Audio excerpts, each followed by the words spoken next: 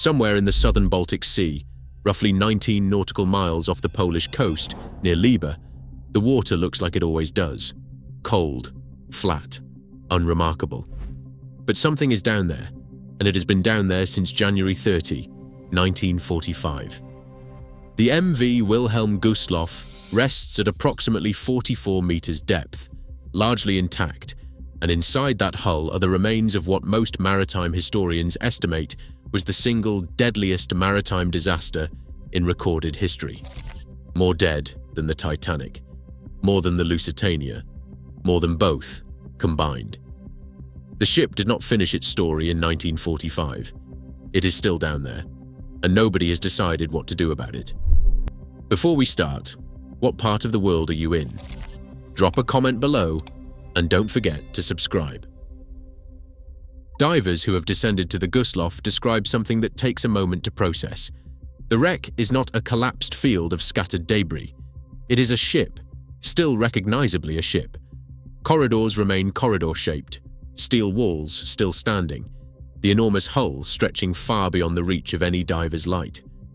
Polish maritime authorities have conducted periodic surveys of the site since the 1990s, and ROV footage from several of those dives has surfaced fragments of what was left behind. Shoes, personal belongings, objects that belonged to people. Marine growth now covers most of the metal. Sections of the hull have begun collapsing inward as corrosion thins the steel. But the interior spaces, where most of the people died, remain largely undisturbed. Nobody has entered them in any systematic way. Nobody has recovered what is inside. This is not a cleared wreck. It is an active, deteriorating grave. The question is, who is responsible for it, and what happens when the metal finally gives way? To understand why this is so unresolved, you first have to understand the scale. The Wilhelm Gustloff was 208 meters long, a substantial ocean liner, originally built as a Nazi-era cruise ship for the German Kraft durch Freude leisure program before being converted into a military transport vessel. When it sank, the number of people aboard is still genuinely disputed. There was no complete manifest. Post-war German records, including research compiled by Heinz Schon, a survivor who spent decades documenting the disaster, confirm that documentation was incomplete, largely because the embarkation in Gdynia on January 30th, 1945, happened under conditions of panic and war. Estimates of total passengers range from roughly 6,000 to over 10,000. The number of survivors is approximately 1,200. That means somewhere between 4,800 and 9,000 people died in a single sinking event, figures that dwarf every other peacetime or wartime maritime catastrophe by a significant margin. The physical size of the wreck makes any complete internal survey nearly impossible, even with modern equipment. The number of remains still inside is genuinely unknown. That is not a rhetorical point. It is a factual condition. The largest maritime grave in history has no confirmed count of the dead it holds. On the morning of January 30th, 1945, the Gustloff left the port of Gdynia, then called Gotenhafen, as part of Operation Hannibal, the German naval evacuation of civilians and military personnel from East Prussia ahead of the advancing Soviet forces. The passengers were a mixture: wounded soldiers, naval auxiliary personnel, civilian refugees, and large numbers of women and children. It was winter. Air temperatures were around -18 degrees Celsius. The sea was rough and partially iced. The ship had not operated as a passenger vessel in years. Many of the lifeboats were frozen in their davits or improperly equipped. That night, the Soviet submarine S-13, commanded by Alexander Marinesko, identified the Gustloff and fired 3 torpedoes. The ship was on its side within 40 minutes and fully under within the hour. Rescue vessels arrived, but between the speed of the sinking, the freezing water, and the chaos of thousands of people trying to escape a ship in the dark, survival was nearly impossible for most aboard. Marinesko was eventually awarded the title Hero of the Soviet Union, posthumously by President Mikhail Gorbachev in May 1990, a sequence that reflects how politically complicated the entire event remained for decades. The obvious explanation for the death toll, cold, speed, darkness, chaos, is real. But it is also the reason the sea kept so many of the people it took. After the war, the Gustloff was left where it sank. The immediate post-war Baltic was Soviet-controlled. Cold War divisions made any coordinated international salvage effort essentially impossible, and no single party with jurisdiction chose to mount one independently. As political boundaries settled, the wreck fell within what became Poland's maritime zone. Polish law subsequently designated the site as a war grave. Under Polish regulations, and consistent with international conventions protecting military and mass casualty maritime graves, the wreck cannot legally be disturbed without specific governmental authorization. No serious salvage operation was ever formally proposed. The converging weight of cost, legal status, political sensitivity, and sheer logistical scale made leaving the wreck the default decision, and default decisions tend to persist. That is the obvious answer to why it was left. In 1945, and in the decades immediately after, leaving it was the path of least resistance, and the path of least resistance held. But that decision was made about a ship that had been underwater for a few years. The hull that exists now has been corroding in the Baltic for 8 decades. The steel that was considered safe to leave in 1950 is not the same steel sitting there today. And the longer that steel keeps deteriorating, the more the question of what is inside the Gustloff stops being only a historical question. The Baltic Sea is unusual among major bodies of water because its salinity is significantly lower than the open ocean. That actually slows certain types of steel corrosion compared to fully saline environments. But it does not stop corrosion. It never stops it.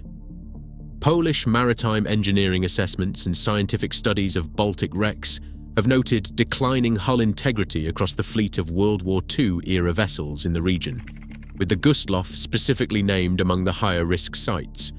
What the hull still contains is harder to quantify. The Gustloff carried fuel oil aboard, but the quantity of residual oil remaining trapped in the tanks is not publicly known, and no safe survey of the interior has been completed. Polish environmental agencies have flagged the wreck as a documented ecological risk. Scientific literature on Baltic wrecks confirms that corroding hulls of this era routinely produce surface sheens over time, and researchers have placed the Gustloff among the wrecks most likely to present a future environmental problem. The Baltic is a semi-enclosed sea. Its waters circulate slowly compared to open ocean systems. A significant oil release from a wreck of this size would not simply drift away and disperse. It could affect coastlines across multiple Baltic nations. A 1945 maritime disaster would become a 2020s environmental event. And the longer the question is deferred, the more technically dangerous and financially staggering any intervention becomes. The obvious response to that risk would be to do something. Pump out the fuel, seal the breaches, survey the interior properly. On paper, none of that sounds impossible. In practice, all of it runs directly into a barrier that is not going away. The Gustloff is a designated war grave. Interfering with it without specific government authorization is illegal under Polish law and inconsistent with the international maritime conventions that protect sites of mass casualty. Any operation serious enough to address the fuel or the structural deterioration would also involve disturbing human remains that have never been recovered, never been identified, and belong to thousands of people who have no other place of burial. No government has formally proposed a full salvage or intervention operation. There is no political will to fund one, no international body with clear mandate over this specific wreck, and no straightforward way to undertake the work without crossing legal and ethical lines that were established precisely to protect sites like this one. The German government's position is particularly complicated. The Gustloff was a Nazi-era vessel. The politics of its memory in Germany have never been simple, and advocacy for intervention has historically come in waves tied to broader debates about German wartime suffering that carry their own unresolved weight. The legal and political architecture around the Gustloff may, in practice, outlast the hull itself. The problem has precedents, and they are not encouraging ones. The German cruiser Blücher, which sank in Norway's Oslo fjord in April 1940, leaked oil at an accelerating rate for decades until the Norwegian government intervened in 1994, pumping out approximately 1,000 tons of fuel oil that had remained inside the hull for over 50 years. The SS Richard Montgomery, a munitions ship that sank in the Thames estuary in 1944, remains a documented explosive hazard with its own exclusion zone and its own unresolved intervention debate to this day. The pattern is consistent. Ships were left because leaving them was easier than the alternative. The steel kept corroding, and decades later, the problem became harder and more expensive than it would have been if addressed earlier. No dedicated international funding mechanism exists for the Gustloff. Nobody with both the legal authority and the financial resources to act has taken formal responsibility. The Polish maritime environmental agencies that monitor the site are watching it, but monitoring is not solving. Above the wreck, the Baltic surface looks like open water. There is nothing there to tell a passing ship that something is below. That calmness is not evidence that the situation is stable. It is just what the surface looks like.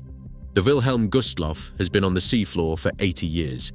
The people inside have no formal memorial above them, no ceremony, no named record.